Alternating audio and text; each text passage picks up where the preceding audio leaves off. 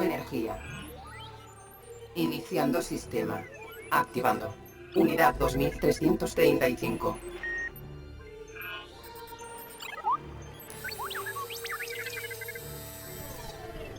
Iniciar proceso de reanimación.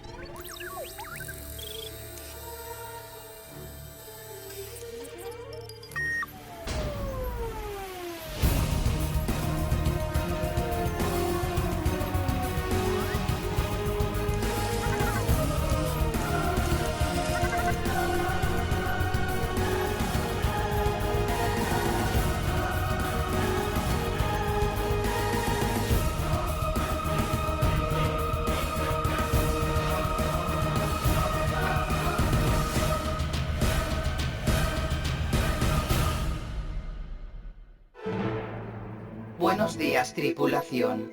Hemos llegado con éxito a la Tierra. Ay, por fin estamos aquí. Estoy muy ansioso. El Consejo Supremo confió en nosotros y no podemos defraudarlos. Hacer contacto con otra especie es una responsabilidad muy importante. La misión más importante de nuestras vidas. Tan importante es que hasta aprendimos a hablar castellano, el idioma más popular de este planeta. Perdón, el idioma más popular de este planeta es el chino. Sí, pero aprender a hablar chino fue imposible, así que aprendimos a hablar castellano. Bueno, salvo el doctor que se negó a aprender este idioma. ¿Cómo que nadie le avisó que cambiábamos del chino al castellano? No, es una pena que no pueda usar su perfecto chino en esta misión. Puede usar nuestro idioma natal.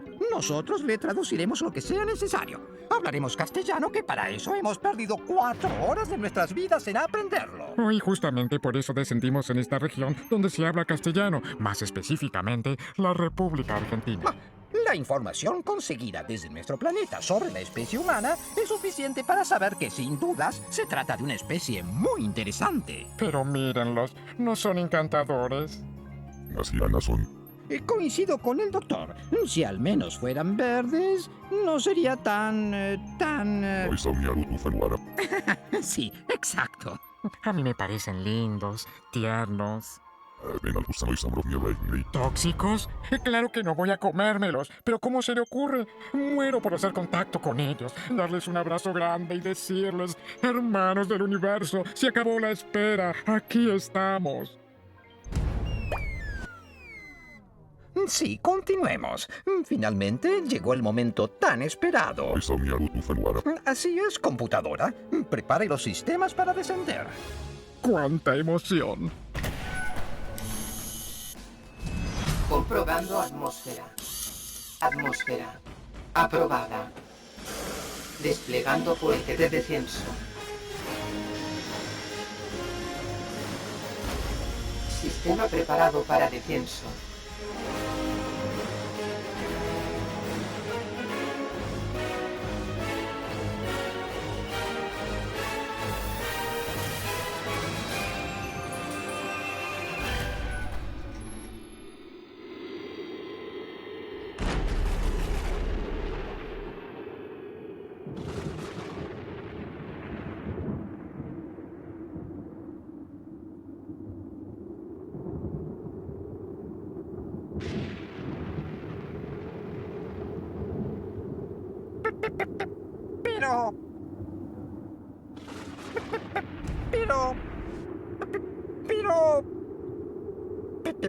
¿Pero qué ha pasado aquí?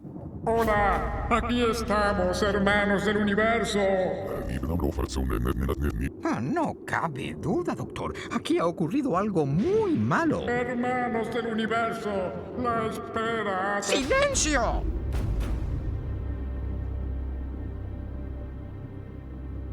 Computadora, súbanos inmediatamente.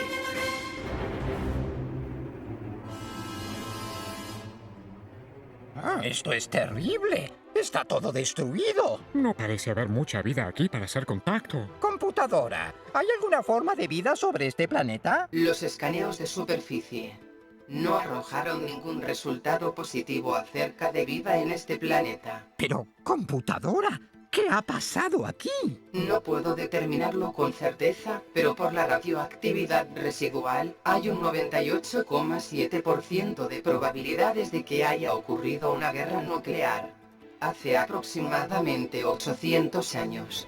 ¿Qué? Hay un 98,7%. Sí, pero ¿cómo es posible eso?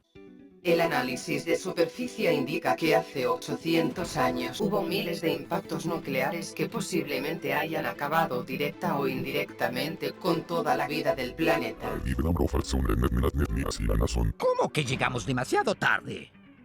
No es posible. Computadora, ¿en qué año nos encontramos? 3105 según el calendario terrestre. ¿Qué? 3105 según el calendario terrestre. ¿Qué? 3105 según el calendario terrestre. Oh, arruinamos la última oportunidad. Era la última oportunidad. ¿Qué? No fui yo el que programó el sistema para el viaje. Sí, sé que usted me lo ordenó a mí, pero yo estaba demasiado ocupado con el tema del papeleo para viajar y se lo pedí a él. Yo lo hice bien. Hice lo que me ordenaron. ¿Por qué me miran así? Se equivocan. Yo mismo programé el sistema correctamente para llegar en la segunda década del siglo XXI. No, yo les juro que... Como usted ordene, doctor.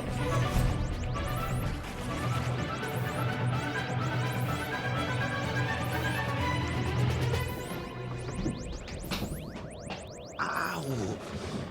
¡Ay! Ay, ¿por qué será que siempre se queman las lamparitas de los sótanos?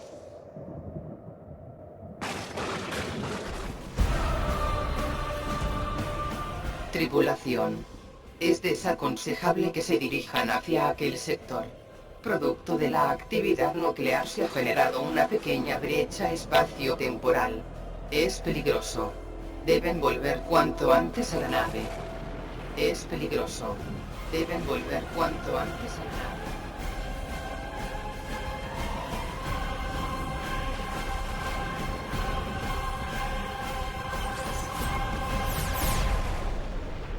Tripulación, esto es un error. Esta vez fueron demasiado lejos. Está totalmente prohibido por el código abducir cualquier forma de vida. Este humano cayó por la brecha espacio-temporal. Es aconsejable dejarlo donde estaba. Sugiero dar por terminada la expedición. Como usted diga.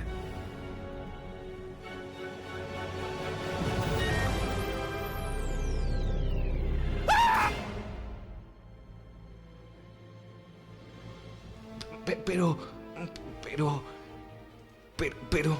Hemos llegado, hermanos. Somos amigos.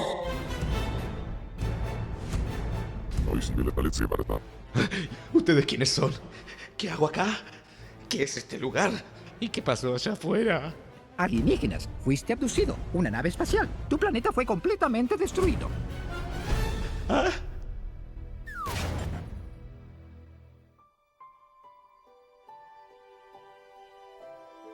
Creo que le debemos una explicación. No va a ser fácil, pero debemos.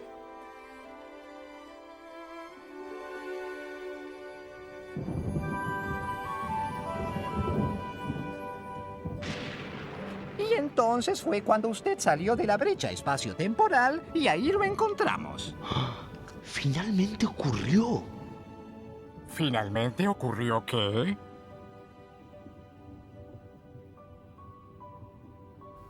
La hecatombe nuclear.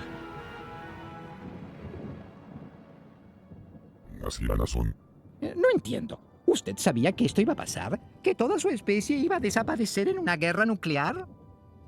De alguna manera, sí. De todos modos, no creo que la mayoría haya muerto en la guerra nuclear. La mayoría debe haber muerto mucho antes de la guerra y... de hambre. ¿Usted sugiere que lo que ocurrió es que se acabaron los alimentos y se mataron por lo que quedaba? La especie humana mostró desde siempre, y más aún en mi época, una clara vocación de autoexterminio. Y justamente antes de caer acá, como economista que soy, me encontraba trabajando en una investigación estrechamente relacionada con el autoexterminio. Una investigación sobre un tema muy presente y muy ignorado de mi época. un tema silenciado por los medios de comunicación. La deuda externa. ¿La qué? ¿Qué es la deuda externa? La deuda externa es la suma de las obligaciones que tiene un país con otros países, con bancos, con organismos multilaterales de crédito, con bonistas particulares. Es el dinero que un país debe. Y en el caso de mi país, como el de tantos otros países, es una cantidad enorme. Era enorme. Unos países piden plata y después la tienen que devolver. No veo nada de malo. Cierto. ¿Qué tiene que ver eso con el autoexterminio, con este desastre? Es que no es solo cuestión de pedir y devolver el dinero. El tema de la deuda externa era muy complejo y tenía profundas implicancias sobre la población, que casi en su totalidad no tenía idea de qué era, y mucho menos de dónde había salido. En el último cuarto del siglo XX, la deuda externa era presentada a la población como un hecho inmutable, sin posibilidad alguna de evolución en sentido positivo o negativo, como si fuera un elemento de la naturaleza, tan definitivo como el clima, y tan inexplicable como el universo. Durante esos años se le ocultaba a la población, en la medida de lo posible, toda información acerca del origen y el desarrollo de la deuda. Un momento. ¿Computadora? Colóquele inmediatamente el NDSDCADI.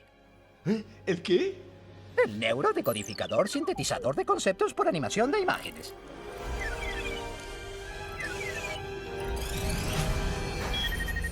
Quédese tranquilo, no va a dolerle. Es un visualizador de pensamientos. Es para que podamos entenderlo mejor. Me estaba diciendo que a la población le ocultaban toda la información acerca del origen y desarrollo de la deuda, pero ¿por qué iban a negarles esa información? Porque al conocer el origen se harían inevitablemente las siguientes preguntas. ¿Qué era la deuda externa? Era una estafa gigantesca. ¿Era un medio para que los países deudores realicen la política económica que pretenden los acreedores? ¿Era una deuda legítima que debía pagarse con puntualidad? ¿Era un factor que determinaba en gran medida la distribución de la riqueza y el ingreso dentro de los países endeudados? Desde la escuela nos han enseñado que hay que pagar las deudas y quien no lo hace es un tramposo. Pagar lo que se debe es una obligación moral. Con este razonamiento, quien no paga lo que adeuda es ante todo una mala persona. Y si se traslada este razonamiento a las dimensiones de un país, resulta indudable que hay que pagar la deuda externa. Así es. Si un país contrajo deuda con otro, lo lógico es que la pague. Sí, pero ¿qué pasa si se reclama lo que no se debe? O si lo que se presenta como deuda resulta que es el resultado de una gran estafa. ¿Una gran estafa? Entonces también debería pagarse. Y lo que se pague, ¿sobre quién debería recaer? ¿Sobre los que se beneficiaron con la deuda? ¿Sobre toda la población? Bueno, es obvio que no sobre toda la población. Lo más justo sería... Un momento. Este problema no es más que un conflicto de países que deben dinero. Sigo sin ver qué relación puede tener eso con este presente. Eso. ¿Cómo puede esto haber desencadenado en semejante tragedia? Es que no era este solamente un problema entre deudores y acreedores. Lo que estaba en juego era el bienestar o la miseria de la mayoría de la población, la estructura del sistema productivo y la autonomía nacional para decidir las políticas económicas locales. En fin, el pago o no pago de la deuda era, a todas luces, una cuestión política. ¿Y en qué afecta eso directamente a la población? Es que el pago de la deuda afecta a toda la sociedad, porque es necesario extraer recursos fiscales y de divisas para ello. De esa forma tienen menos dinero. Pagar la deuda y sus intereses significa más impuestos y menos gasto público, menor cantidad y calidad de salud y educación, así como menos inversión pública para infraestructura y crecimiento. Es decir, que la deuda externa no los dejaba desarrollarse como los demás países. Exacto. Menos crecimiento, más desempleo, menores ingresos, más pobreza. Y eso hace que todo empeore. A su vez genera más desempleo, más pobreza, menos educación y con ello menos posibilidades de comprender realmente lo que les está pasando. A ver si entiendo. ¿Vivían mal por pagar la deuda? Y de alguna manera, sí. ¿Y cómo se supone que podrían solucionar este problema? Pagando la deuda. Pero no tenían cómo. Además parece que no era legítima. El filósofo Ludwig Wittgenstein sostenía que las cuestiones no deben ser resueltas sino disueltas. ¿Qué quiere decir con esto? Hay que atacar al problema mismo y cuestionar su existencia antes que aceptar una salida predeterminada. En el contexto de la deuda, significa rechazar los consejos de los acreedores para discutir la naturaleza misma de la deuda, su función política, sus mecanismos económicos, todo eso para analizar de qué modo es posible desguazar la deuda, desarmarla en las partes que la componen, disolverla y sacarla de una buena vez de la historia argentina. Pero parece que esto no es lo que ocurrió. Ay. Entonces, usted dice que a los países endeudados como la Argentina les iba cada vez peor y se generó una diferencia de desarrollo entre los países acreedores y deudores, y esa diferencia fue haciéndose cada vez más grande y afectando a más gente hasta que la situación se salió de control.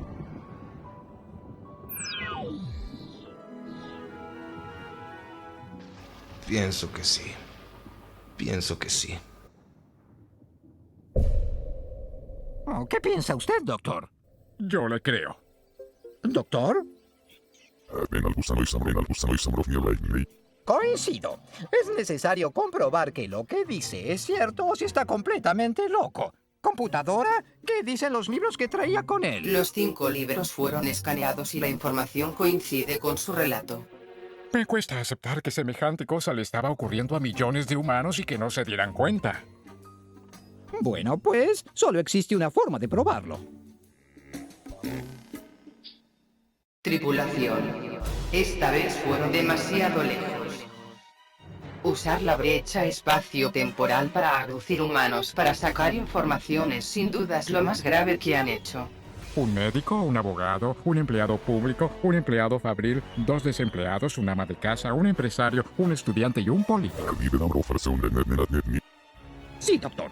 Computadora, inicie el escaneo. Muy a mi pesar. Iniciando proceso de escaneo.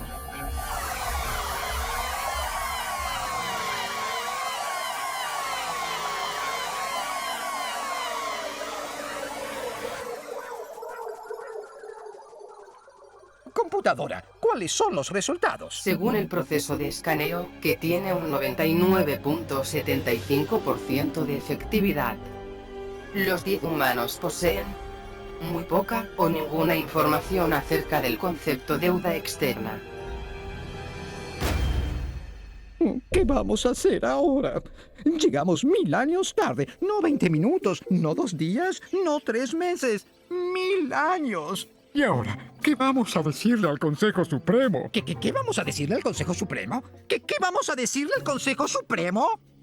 ¡Nada! No podemos volver y decirles que no pudimos hacer contacto porque llegamos 1000 años tarde. ¿Desintegrarnos? Eso es lo menos que nos van a hacer. Esta vez no nos van a perdonar. Nos van a cortar en fetas para estudiarnos. Pero si apelamos a su compasión y les decimos que fue un pequeño error. Eso ya lo hicimos la última vez, cuando fracasó nuestro último contacto gracias a tu voraz apetito, que hizo desaparecer a las larvas parlantes en su pacífico planeta en los límites de Andrómeda. ¿Cómo iba a saber yo que los seres más inteligentes de la galaxia eran unas larvas pequeñas, jugosas, tan sabrosas? Y antes de eso también apelamos a su compasión cuando estrellaste la nave en el templo sagrado de los Ignaritas en los confines del nodo de Ambarstumian. Bueno, fue una forma de contacto.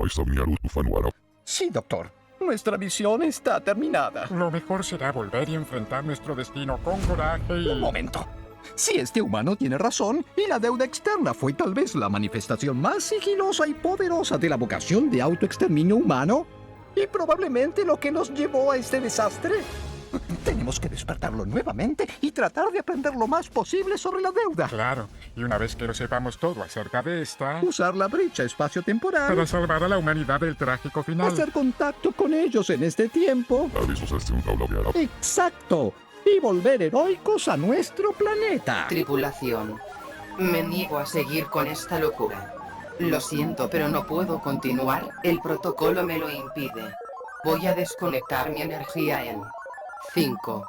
¿Computadora? ¿Sabe usted qué van a hacernos 4. a nosotros si volvemos a nuestro planeta ahora? Con suerte, los cortarán en fetas para estudio. 3. ¿Y sabe qué le harán a usted? Las posibilidades de éxito de esta misión son de 1 en 100.800. Empecemos con esta locura. ¡Yupi! ¡Bien! ¡Bravo! Pero antes deben saber ustedes que tenemos una cantidad de energía limitada. Las abducciones consumen esta energía y si abusamos, no podremos volver. ¿Cuántos humanos podemos abducir? Aproximadamente una docena. Empecemos entonces. Un momento. ¿Por qué no pasamos nosotros por la brecha espacio-temporal y hacemos contacto en la segunda década del siglo XXI?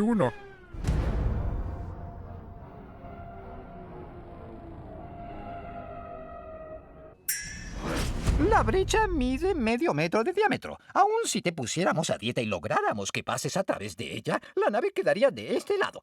Y no podemos hacer un primer contacto con la raza humana apareciendo caminando desde un sótano. Cualquiera sabe que el impacto visual de la nave es importantísimo para el éxito de este tipo de misiones. Perdón, qué tonto fui. Computadora, y empecemos con la misión.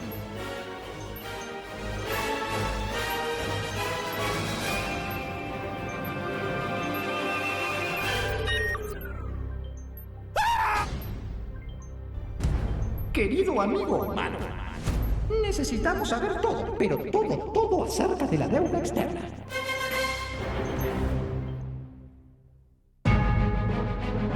En el capítulo de hoy, los alienígenas, luego del fracaso de la misión que los trajo al planeta Tierra, descubrieron la irresistible tendencia humana al autoexterminio. Y gracias a la ayuda de un desafortunado economista argentino, conocieron la manifestación más sigilosa y poderosa de esta vocación: la deuda externa. Así, los marcianos asignaron en una nueva misión: intentar comprender el funcionamiento de este perverso mecanismo y a través de la brecha espacio-temporal, modificar la historia para poder desarticular ese peligroso obstáculo para el desarrollo humano y así cumplir su misión. En el capítulo siguiente, y con la ayuda de su nuevo amigo, los alienígenas aprenderán más sobre la deuda externa, desde su origen en 1824 hasta el golpe militar del 1976. Abducirán a un expresidente y recurrirán a la ayuda de un sacerdote para completar su misión. Y se desanimarán ante la confusa postura de la iglesia frente a la deuda. ¿Y estos quiénes son? Una nave con marcianos. ¿Otro intento por salvar a la humanidad a través de la brecha? Ajá. ¡Ah, qué ingenuos! Sí, pero estos tuvieron suerte. Descubrieron la verdad.